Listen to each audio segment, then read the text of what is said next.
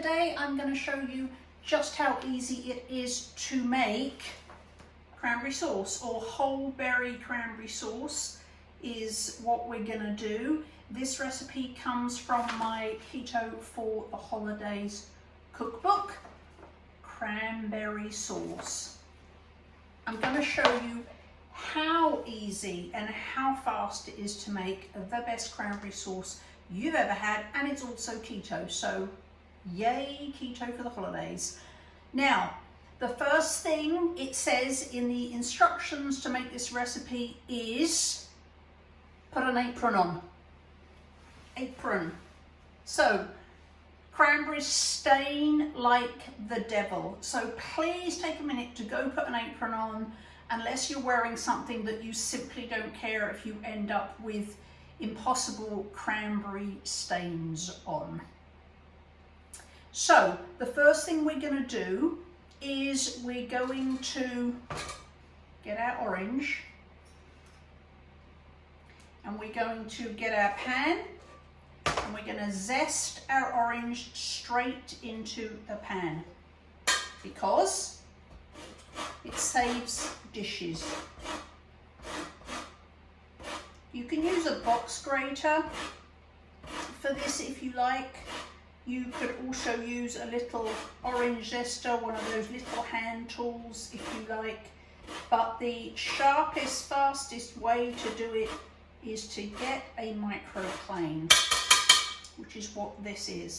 And I simply put it over and then just zest away. And you actually, with some box graters or other tools that aren't as sharp as a microplane, this could actually take you a while, but you'll see with a microplane, pretty much just one swipe on each area is all you need. With a box grater, you pretty much have to go backwards and forwards a few times. So if you have yet to discover the joys of microplanes, I highly recommend. So there it is. There's our, and actually don't scrub up and down because you'll get all the pith if you do. So there's our orange into our pan. And then what you're going to do, put it on there, you're going to get your orange and you're going to cut it in half crossways. So if you've got where the stalk and the tail is, you're going to cut this way. So stalk, tail, that way. You're just going to cut it in half. And then what you want to do is you want to get a cup measure. But what we're going to do is we're going to juice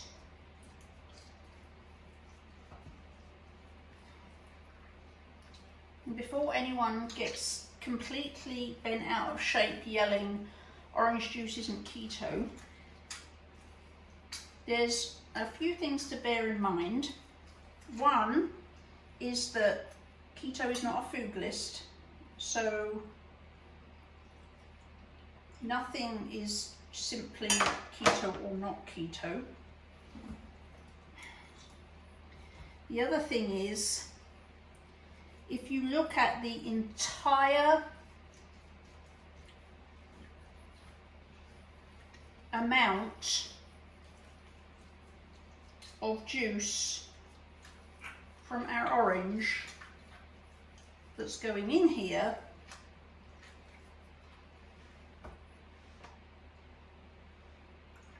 there is not even half a cup in the entire recipe.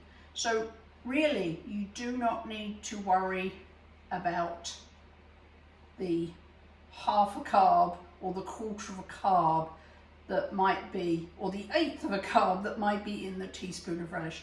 Now what you're going to do is you're going to top that juice up to 1 cup with some hot water.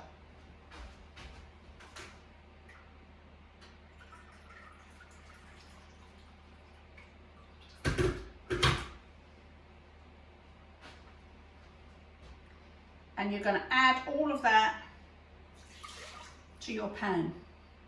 Now, here's where a little housekeeping trick comes in. So the next thing you're going to do is you're going to add the cranberries and your sweetener. But how to make less washing up is you're going to get your digital scale, you're going to switch it on, and you're going to put your pan, which has your zest and juice and water, on it. Then you'll see that there's either a tare, T-A-R-E button or a 0 button.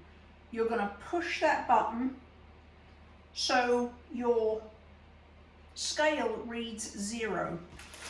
Then you're going to get your cranberries. I know for the purposes of this, cranberries typically come in 12-ounce bags, but then you're going to weigh your cranberries into the pan. And then you're going to do the same thing. You're going to push that 0 button or that tare button.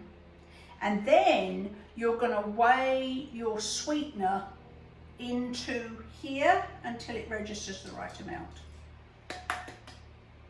I cheated, I pre-weighed mine, but I wanted to show you how the tare function saves you time and dishes, and especially dishes.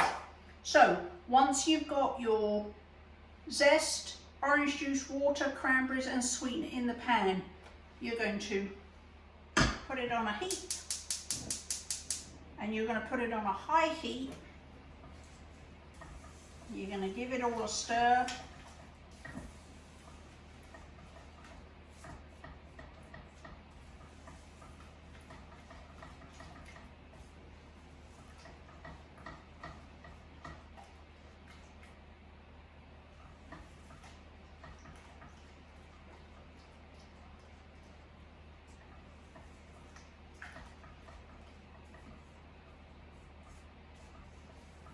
Stir it all up. Then you're going to put it on a high heat and you're going to bring it to the boil.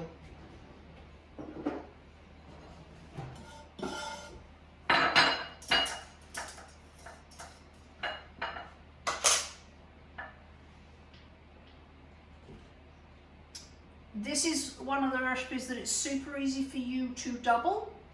And also a few notes, while that's coming to the boil, a few notes on sweeteners. Do not use erythritol or swerve or a monk fruit blend, because most monk fruit blends are simply erythritol.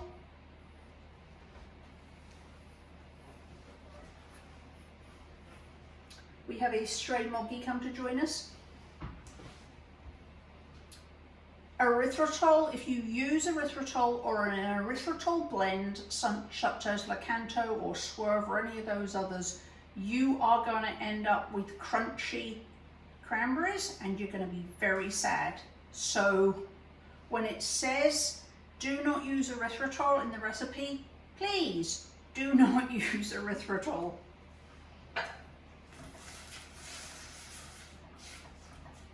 Xylitol works very successfully in this recipe, as does allulose. And if you've followed me for any length of time, you'll know that those are my two go-to sweeteners. Just plain allulose or plain xylitol. I do use plain erythritol, but not for this recipe. You will have crunchy cranberries and you'll all be sad. So that's the deal on sweetening your cranberries. Now, this recipe is perfect for most people. This is an incredibly popular recipe. People absolutely love it, and almost no one has ever said that it's too tart. However, you can, once it's finished cooking and it's cooled a little bit, but before it starts to gel, you can taste it and see if it's sweet enough for you. It probably will be, but at that point, while it's still warm, you can taste it and add a little bit more, either powdered xylitol or powdered allulose, Or if you like to use stevia glycerite, that's not something I use, but I know others do, a little bit of that to make it sweeter, you can. The sweetener in this recipe is simply to sweeten. It doesn't, and add bulk, but it doesn't have really any other function other to sweeten. So you can add more to taste once it's still warm, if that works for you. Now this is, I don't know if you can hear that. This is almost to the boil.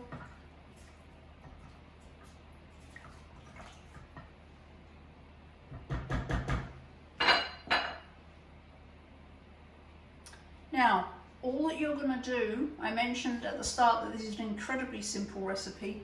All you're going to do, once this has come to the boil, you're going to reduce the heat to low so that it's just simmering. Now, simmering is when there's occasional bubbles breaking the surface. It's not bubbling rapidly, it's hot, it's steaming, and there's occasional bubbles breaking the surface. So you just want to simmer it for 15 minutes.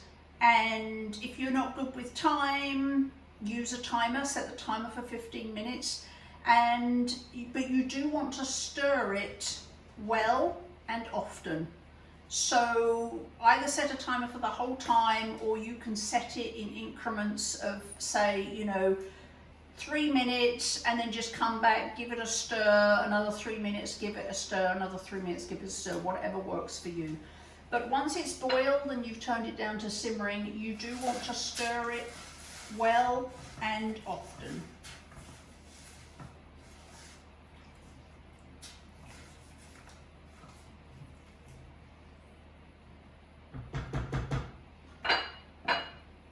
And essentially, that is it.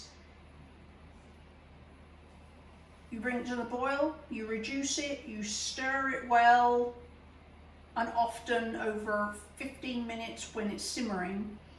And then when it's done, you want to remove it from the heat and very carefully pour the sauce into a bowl. And the reason I say very carefully, I don't know if you can hear the cranberries starting to pop.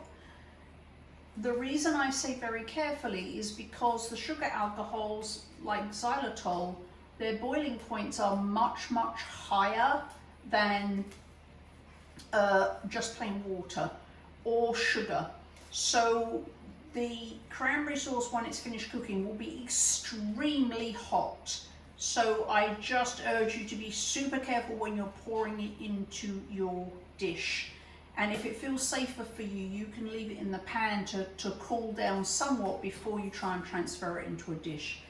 But once you've poured it into your bowl, you just leave it to cool completely. What I normally do is I normally pour it into a Pyrex and I leave it to cool completely in there. And then I simply put the lid on and I pop it in the fridge. And then when I'm ready to eat it, I bring it out. But this essentially, that is the whole recipe. Bring it to the boil. We're at the boil now, so we're going to turn it down.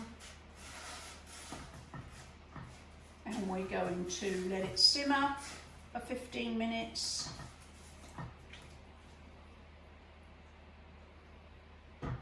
Stirring well and often. I'm actually going to put the lid on, just so that as the cranberries pop, they don't make a mess. I'm just going to put the lid on there.